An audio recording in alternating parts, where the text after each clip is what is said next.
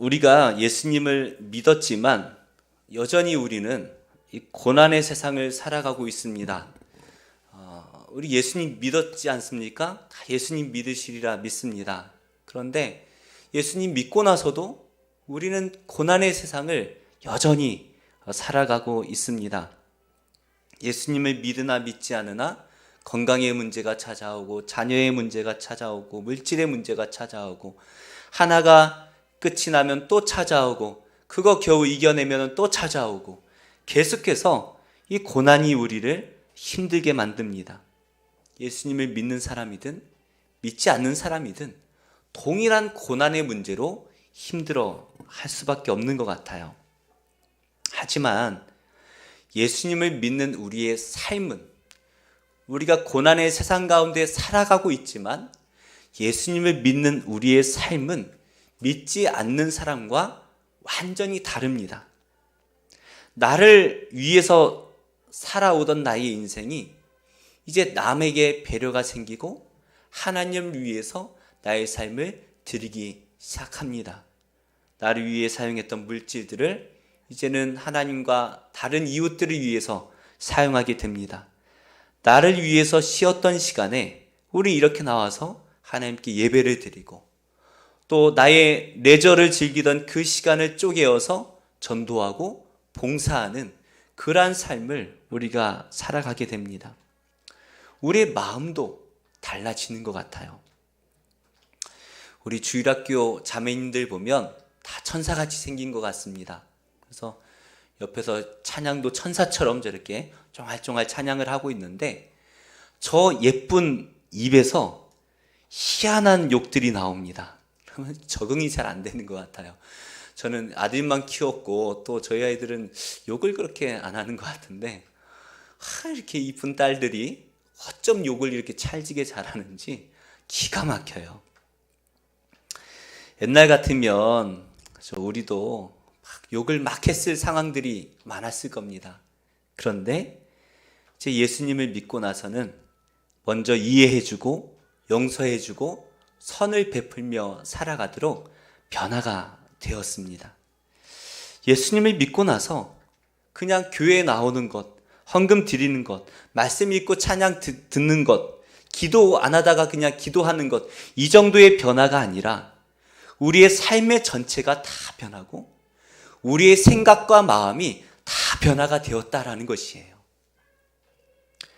제가 군대에 있을 때 친구 한 명이 가끔 책을 보내줬습니다. 참 좋은 친구죠. 아직도 교제를 하고 아직도 헌금을 보내주는 참 좋은 자매인데 좋은 생각이라는 책을 저한테 항상 보내줬어요.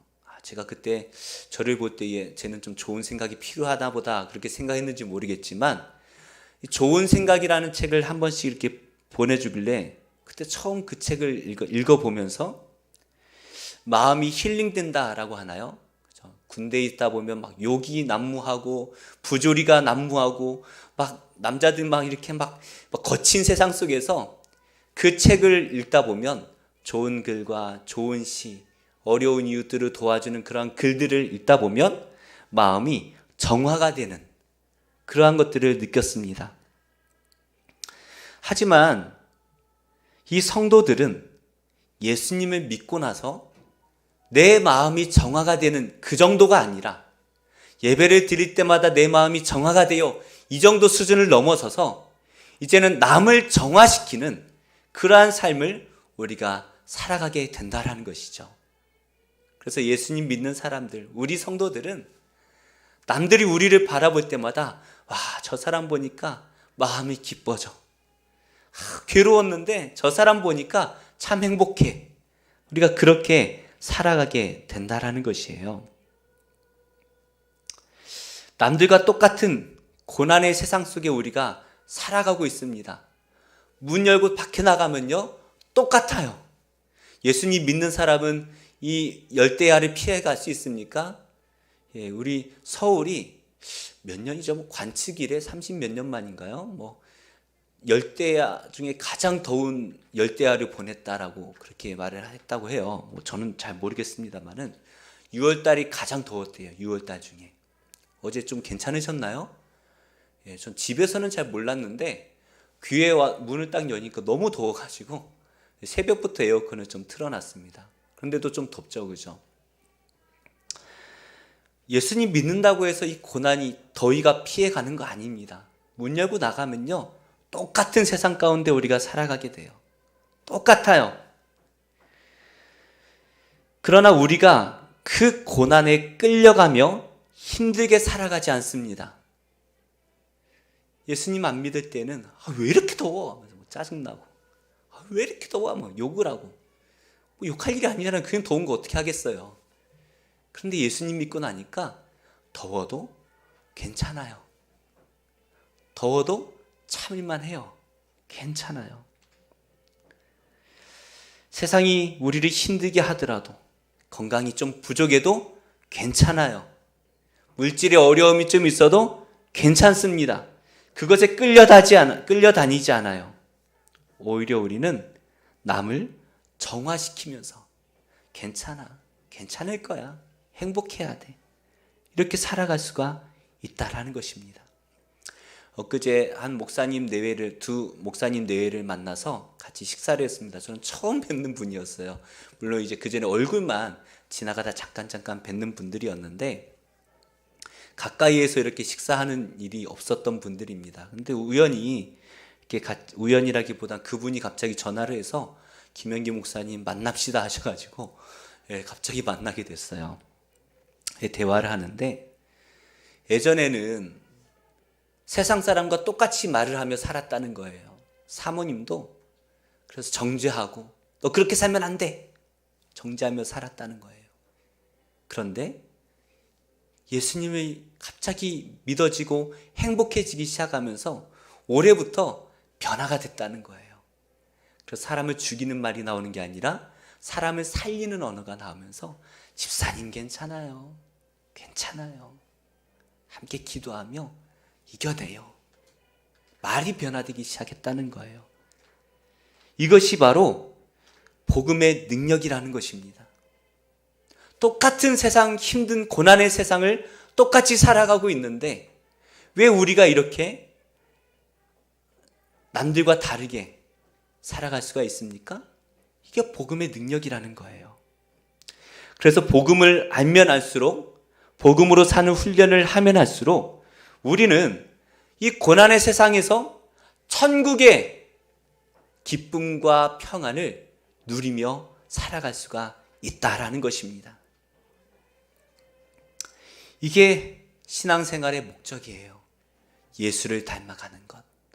예수를 닮아서 천국 백성다운 삶을 살아가는 것. 이것이 우리가 예수님을 믿는 목적입니다. 그래서 우리가 오늘부터 다시 복음서의 말씀을 묵상하려고 합니다. 물론 성경 전체가 다 복음의 내용으로 가득해요. 다 복음의 말씀이에요. 그런데 이 복음의 원석과도 같은 이 복음서 자체를 묵상한다라는 것은 많은 은혜가 있습니다. 그래서 이 복음의 말씀 우리가 함께 나눴으면 좋겠다라는 마음을 가졌어요. 그래서 우리가 로마서 복음에 대해서 설명을 해주신 이 로마서 말씀을 우리가 지난 몇 개월 동안 묵상을 했는데요. 이제 다시 복음으로 돌아가면 좋겠어요. 안양 좋은교회를 개척하기 전에 제가 항상 마음에 가졌던 소망이 개척하면 마태복음부터 우리가 좀 묵상했으면 좋겠다. 좀 그런 마음으로 늘 기도하면서 개척을 했는데요. 참 감사하게도 작년 1월 1일 이제 생명의 삶 본문이 어디였죠? 마태복음이었어요. 그래가지고 우리가 개척과 동시에 마태복음의 말씀으로 안양 좋은교회가 시작할 수가 있었는데 이제 다시금 우리가 마가복음을 묵상하면서 우리가 이 복음에 대해서 깊이 묵상을 했으면 좋겠습니다. 이 마가복음은 사복음서 중에 좀 짧은 말씀이죠. 그런데 이 사복음서 가운데 가장 먼저 기록된 책이 마가복음일 것이다 라고 우리가 추정을 하고 있습니다. 로마의 박해가 가장 심했던 때가 AD 한 67년경이에요. 네로 황제가 이 그 로마 안에 예수님 믿는 사람들을 얼마나 박했는지 몰라요. 그냥 오늘 이렇게 같이 예배 드렸는데 내일 되면 한 명이 사라져 있고 그 다음 주 되면 또 한 가정이 없어져 있고 다 화형시켜가지고 사라지고 있는 그런 큰 고난 가운데 있을 때가 AD 한 67년경 이후입니다. 이때쯤에 마가가 성도들을 위해서 복음서를 기록하지 않았나, 우리가 이렇게 생각을 하는데요. 그래서 이 마가복음은 어떠한 신학적인 의도나 어떠한 특별한 대상을 위해서 기록했다기보다는 복음 그 자체를 우리에게 소개하고 있는 아주 담백한 말씀입니다. 그래서 마가복음은 다른 복잡한 서론이 없어요. 1절의 말씀으로 복음의 말씀을 바로 시작을 합니다. 우리 1절 말씀 한번 같이 읽어볼까요? 시작.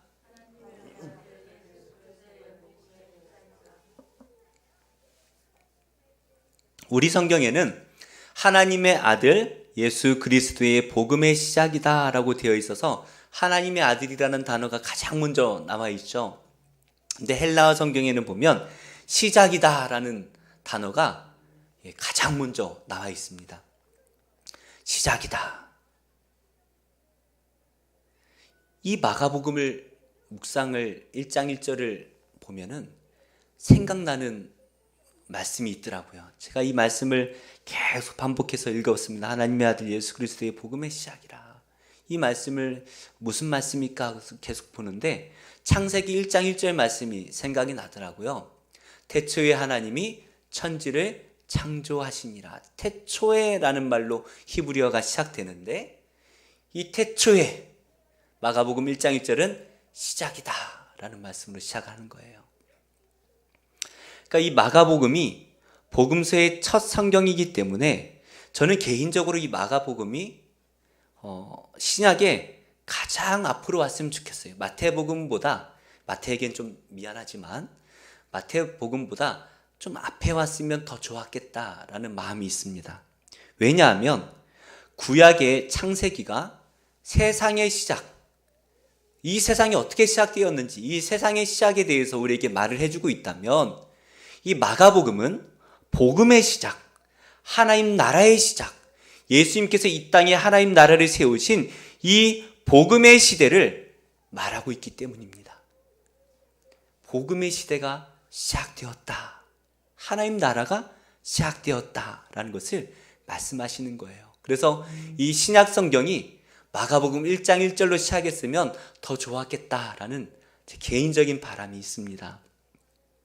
창세기를 보면요, 혼돈과 공허와 흑암 속에 하나님께서 말씀으로 세상을 질서 있게 창조하십니다.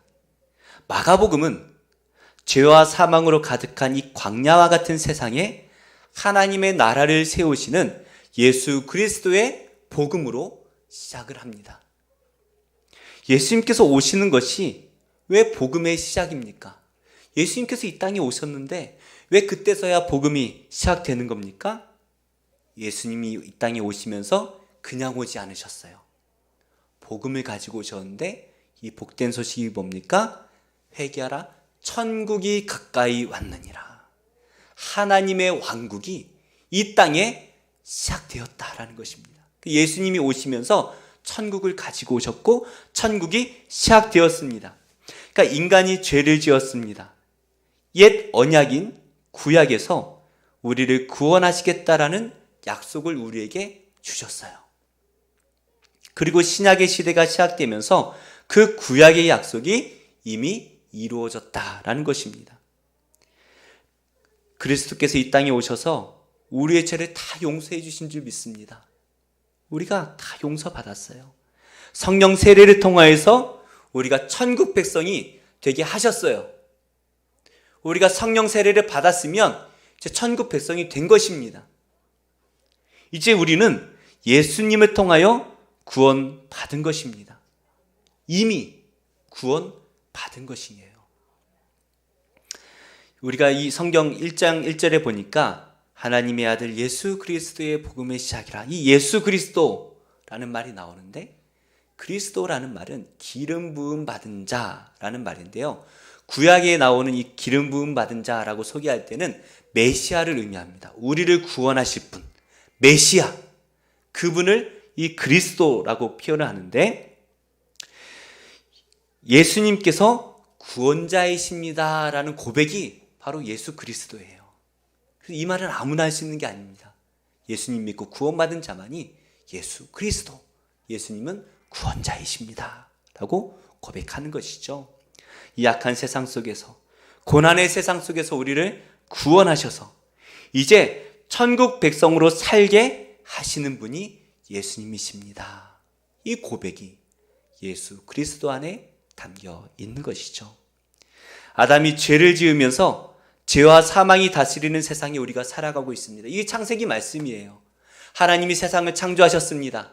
그런데 죄와 사망이 들어와서 이제 사탄이 그 사망으로 우리의 왕노를 했어요. 그런데 이 마가복음이 시작을 하면서 이 복음서가 예수님이 이 땅에 오시면서 어떻게 됩니까? 예수님께서 하나님 나라를 가지고 오셔서 복음의 시대를 우리가 살아가게 되었다라는 것이죠.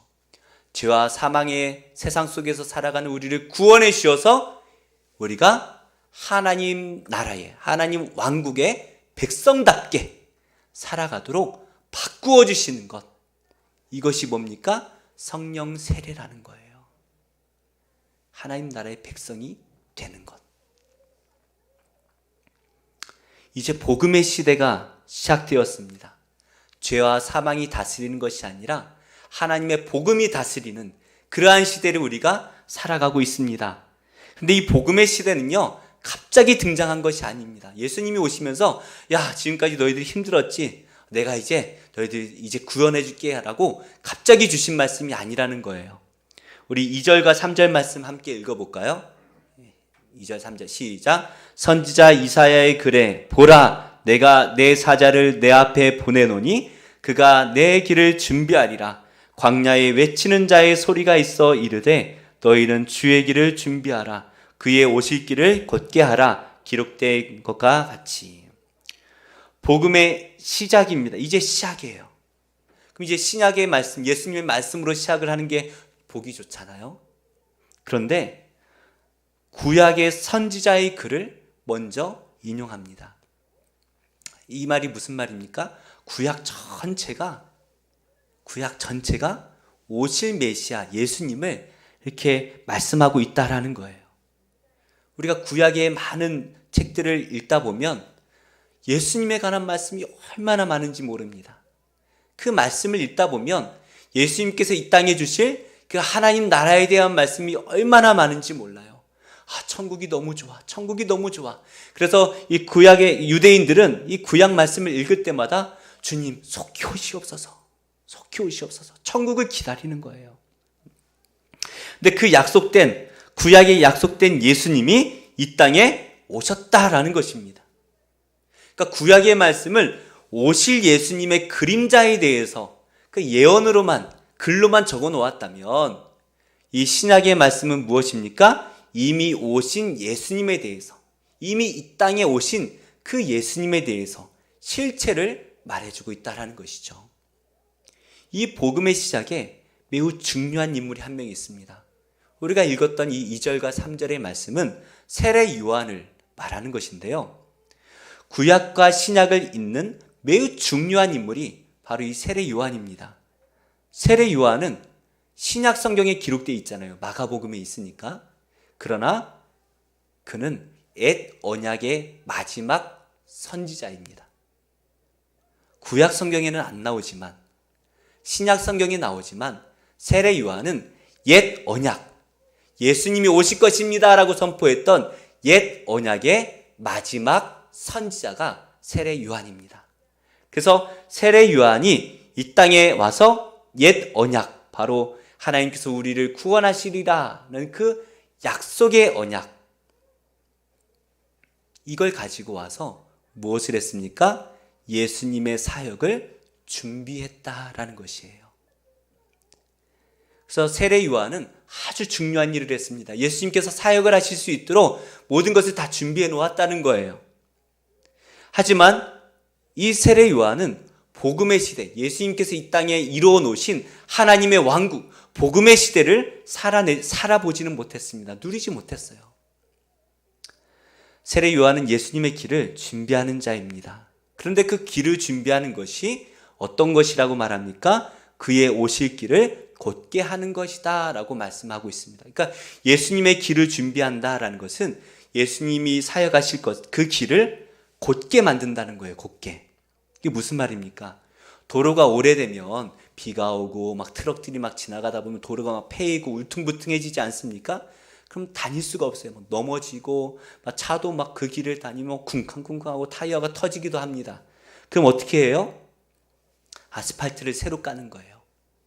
울퉁불퉁했던 길을 평평하게 만드는 거예요. 바로 이 3절 말씀이 그 말씀을 다루고 있는 거예요.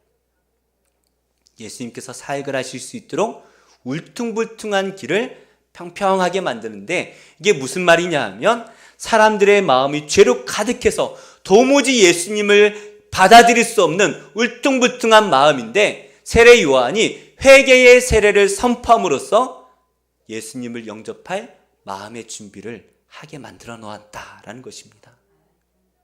그래서 4절 말씀에 이렇게 말을 하고 있지 않습니까? 한번 같이 읽어볼까요? 4절 시작. 세례 요한이 광야에 이르러 죄사함을 받게 하는 회개의 세례를 전파하니. 그러니까 세례 요한이 광야에서 전파한 것이 회개의 세례입니다.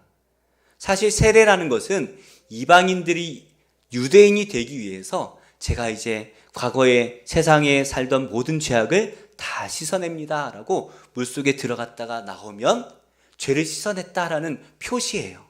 그러니까 누구를 위한 것입니까? 이방인을 위한 것입니다.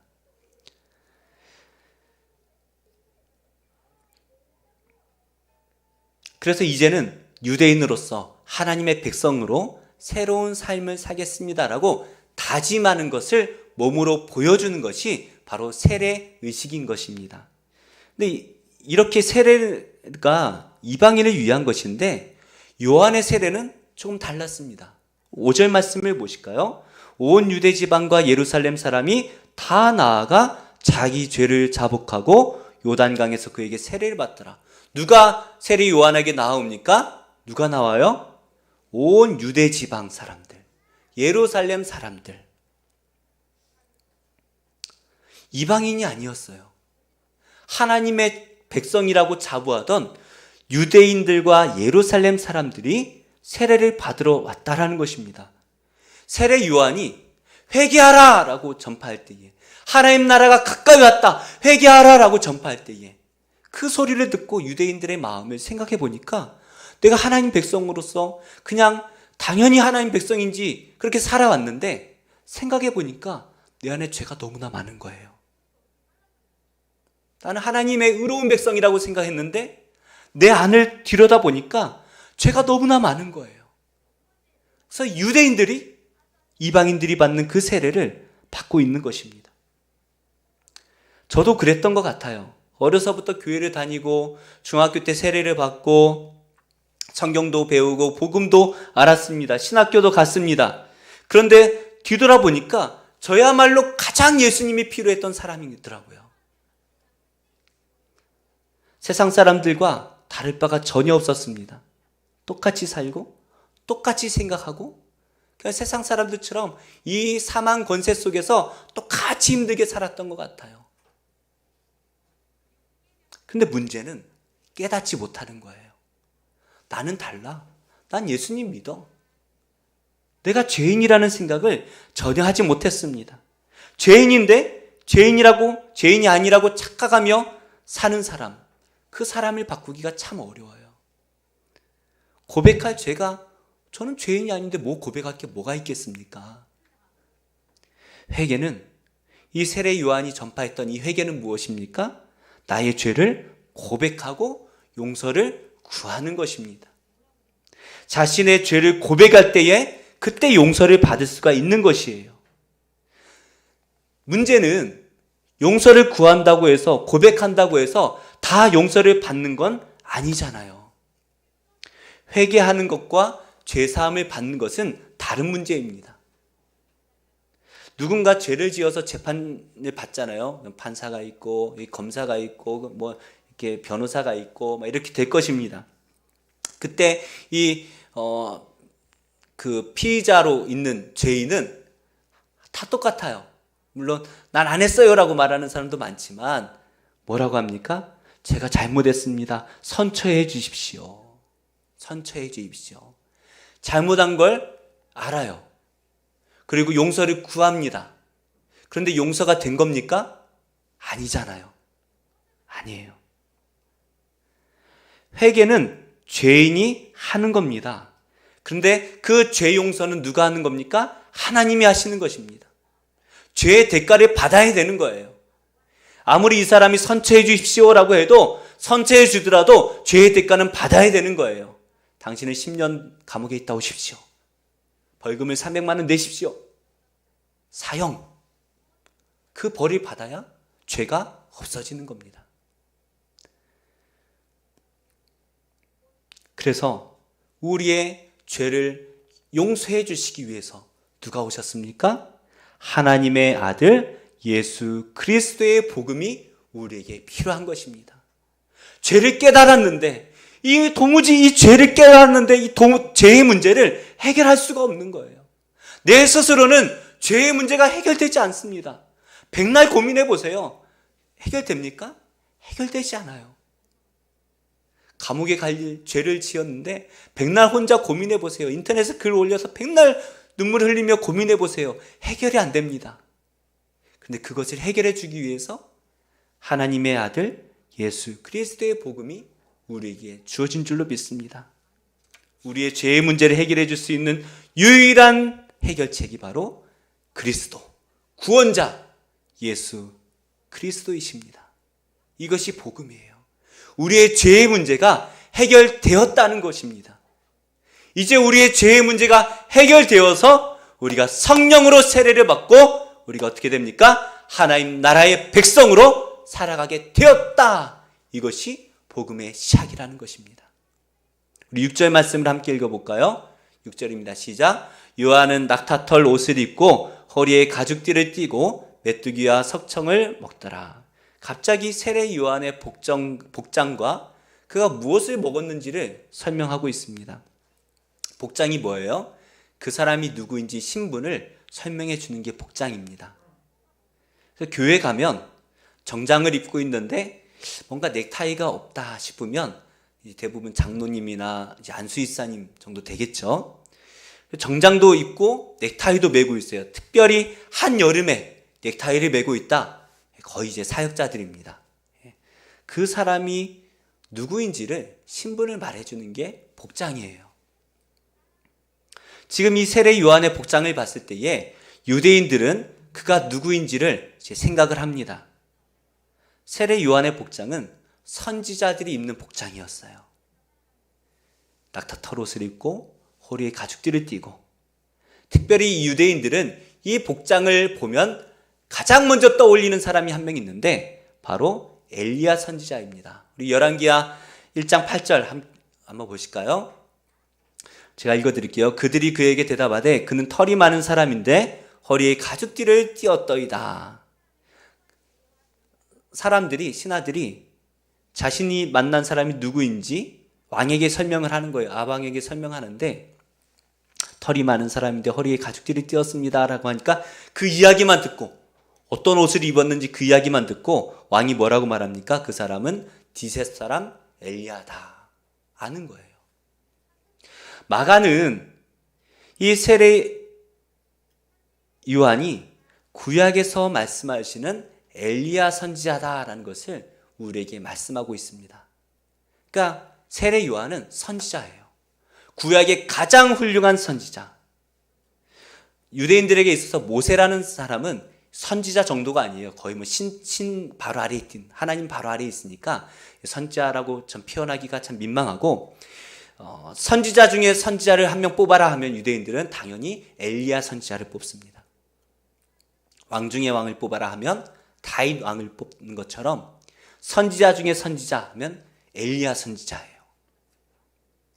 그래서 9장 11절과 12절 제가 적어놓진 않았지만 예수님께서도 메시아가 오시기 전에 엘리야가 먼저 와서 모든 것을 회복해야 한다라는 이 구약의 말씀을 우리들에게 전해주세요. 그러니까 세례 요한은 예수님께서 오시기 전에 우리의 마음을 회복해서, 울퉁불퉁한 우리의 마음을 회복시켜서 평탄한 마음으로 예수님을 영접할 수 있는 평탄한 마음으로 준비하는 사람이 세례 요한이고, 그 세례 요한이 구약의 마지막 선지자다라는 것을 우리가 알 수가 있죠. 그래서 세례 요한 이후로는요, 더 이상 선지자가 필요가 없습니다. 누가 선지자다? 믿지 마세요. 왜 그렇습니까? 선지자가 하는 일은 예수님과 그의 나라를 예언하는 일들을 하는 것입니다. 그런데 그 실체가 이미 오셨어요. 이미 오셨어요. 선지자가 필요가 없습니다. 이제 예수님께서 이 땅에 오심으로 옛 언약, 메시아를 보내주겠다라는 옛 언약이 성취가 되었습니다. 이제 새 언약, 이 새 언약, 우리를 구원하신다라는 새 언약의 시대가 시작이 되었습니다. 우리 7절을 한번 같이 읽어볼까요? 시작. 그가 전파하여 이르되 나보다 능력 많으신 이가 내 뒤에 오시나니 나는 굽혀 그의 신발끈을 풀기도 감당하지 못하겠노라. 이 세례 요한이 회개의 세례를 베풀 때에 수많은 사람들이 막 몰려왔습니다. 그들은 이 요한을 대단한 선지자로 여겼고, 온 나라가 이 세례 요한을 두려워했고, 심지어 왕도 이 세례 요한을 두려워했습니다. 하지만 세례 요한은 내가 누구인지를 너무나 분명히 알았어요. 내가 무엇을 하는 사람인지 분명하게 알았습니다. 세례 요한이 할 일은 사람들을 회개시키는 일이었어요. 예수님이 사역을 하실 수 있도록 사람들의 이 울퉁불퉁한 마음을 평탄하게 만드는, 예수님의 길을 준비하는 그 역할까지가 내가 할 일이다. 그걸 알았습니다.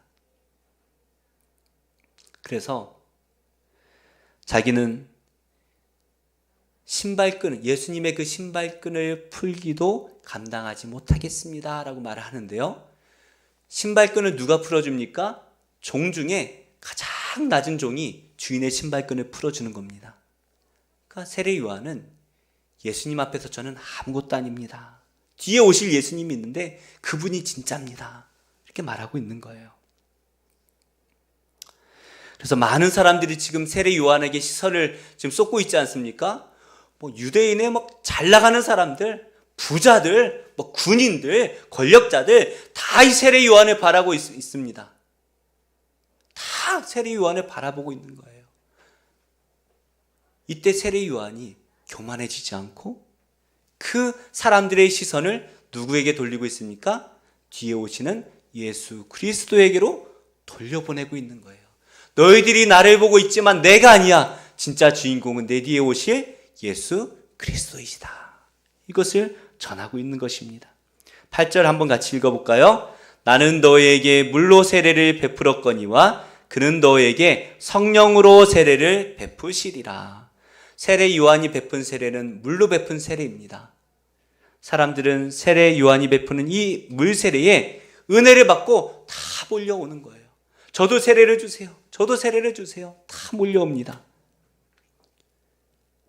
그러나 이 물 세례라는 것은 사람들이 자신의 죄를 깨닫고 고백하는 것까지만 하는 거죠.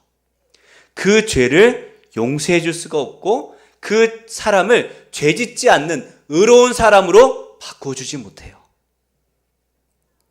불가능합니다. 그러나 예수님께서 베푸신 이 성령의 세례는 우리를 완전히 새롭게 창조하시는 것입니다. 하나님이 6일 동안 세상을 다 만드시고 마지막 날 사람을 창조하셨지 않습니까? 그리고 7일째 안식하셨잖아요. 지금 세례 요한이 다 준비해놨어요. 그리고 예수님께서 오셔서 죄악된 사람을 새로 창조하시는 겁니다. 하나님 나라의 백성답게 다시 창조하시는 거예요. 그래서 우리가 예수님을 믿어서 하나님 나라의 백성답게 하나님 나라에서 살아갈 수 있는 존재가 되도록 성령으로 세례를 주셔서 바꾸어 주시는 것입니다. 이것이 복음의 능력인 것이에요. 우리는 옛 언약에 속한 죄와 사망의 지배를 받는 그러한 백성이 아닙니다. 예수님께서 가지고 오신 하나님 나라의 백성이고 하나님 나라 백성답게 살아가고 있는 것입니다. 어떻게 이 죄악된 세상 가운데서 우리를 끊임없이 힘들게 만들고 있는 이 세상 속에서 우리가 의롭게 살아갈 수가 있습니까? 그 비결이 바로 복음 안에 있다라는 것이에요. 성령의 세례가 우리에게 주어질 때에 우리를 완전히 새롭게 해서 이전에 알던 사람은 저 못쓸 인간이야 했을 테지만 성령의 세례를 받고 나서는 어떻게 저 사람이 저렇게 바뀌었을까? 이렇게 바뀌는 게 복음의 능력이라는 것이죠. 시간이 정말 빨리 흘러가는 것 같습니다. 얼마나 빨리 흘러가나 모르겠어요.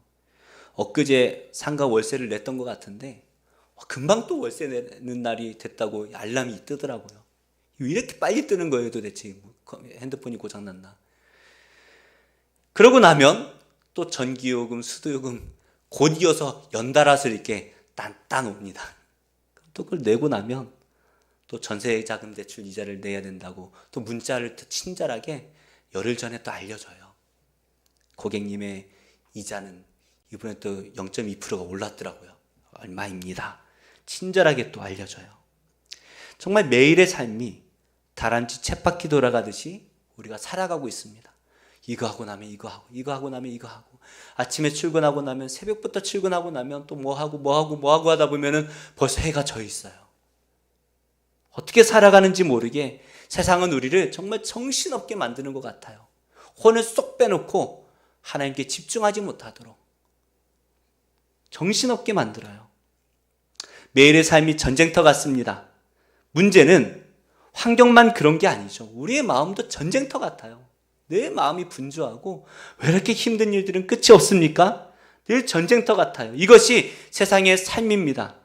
이런 고난 속에 살아가는 우리를 위해서 마가가 하나님의 아들 예수 그리스도의 복음을 우리에게 기록하고 있는 것입니다. 그리고 그 복음을 듣고 예수님을 영접한 우리는 복음의 말씀대로 천국 백성으로 살아가고 있는 것입니다. 우리의 몸은 비록 죄와 사망이 다스리고 있는 세상 가운데 있지만 우리의 마음은 이미 천국이 된 줄로 믿습니다.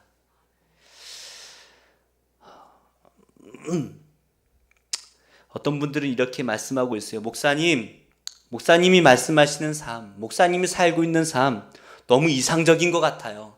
목사님이니까 그렇게 사시는 거 아닙니까? 목사님이니까 말씀대로 사시는 거 아니에요? 그렇지 않습니다. 한양 좋은 교회 성도들은 이상해! 하고 소리 듣는 것 부담스러우십니까? 그게 이상한 게 아니에요. 오늘 말씀에서 세례 요한은 그 꿈과 같은 그 하나님의 나라로 우리를 초대하고 있는 것입니다. 우리를 다 초대하고 있는 거예요. 세례 요한이 우리를. 마가가 이 복음서를 기록하면서 우리를 초대하고 있습니다. 하나님의 아들 예수 그리스도의 복음의 시작이라. 이 복음 가운데 우리를 다 초대하고 있습니다. 그 예수님을 바라보고 어리둥절하는 이 유대인들처럼 세상이 우리를 보고 어리둥절할 것입니다. 어떻게 저렇게 살지? 어떻게 이 고난의 세상 속에서 저렇게 살고 있지? 야, 저 사람은 죽어도 벌써 12번 더 죽었어야 되는데 어떻게 맨날 저렇게 웃으면서 행복하게 살아가고 있지? 어떻게 그럴 수 있습니까? 세상과 천국은요, 동전의 양면과 같습니다. 이쪽에 앞면이 있고 뒷면이 있어요. 앞면만 보면 절대로 뒷면이 보이지 않아요. 뒷면과 앞면을 동시에 볼 수가 없습니다. 그런데 함께 있어요. 다 붙어 있어요. 뗄 수가 없어요. 마찬가지예요. 우리의 몸은 이 세상에 있지만 우리의 마음은 이미 천국이 있는 줄로 믿습니다. 그래서 우리의 겉모습은 늘 고난의 세상 가운데 살아가지만 우리 안에는 천국이 있는 거예요. 이 고난의 세상에서 이 복음의 기쁨이 더욱더 넘쳐나시기를 예수님의 이름으로 축복합니다.